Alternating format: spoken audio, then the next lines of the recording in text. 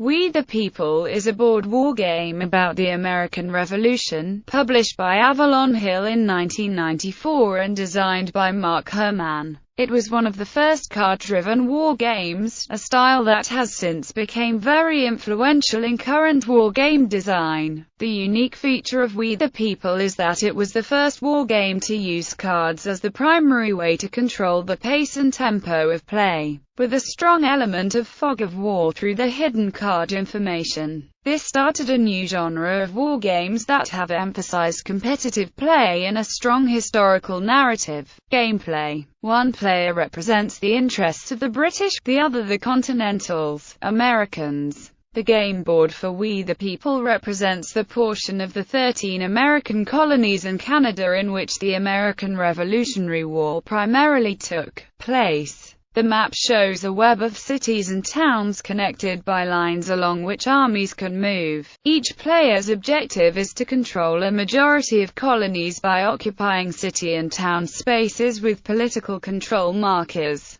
During each one-year turn of the game, players alternate playing strategy cards. These allow use of operations points or special events to affect the political and military situations. Players field armies consisting of manpower points which are led by historical generals. When armies battle, players are dealt cards from a separate battle deck. Each card represents a tactical military maneuver and its counter, i.e., flank attack left, refuse right flank. Each round of battle, the attacker plays a card which the defender must match with his/her own identical card, or else the defender loses. After each round, if the defender has survived, he/she rolls a die to attempt to become the attacker for subsequent rounds of combat, with better generals having a greater chance of passing the die roll. Although armies are useful tools for maintaining political control, military dominance does not necessarily assure victory. A game concept which mirrors the historical failure of the British Expeditionary Force to pacify the rebellion.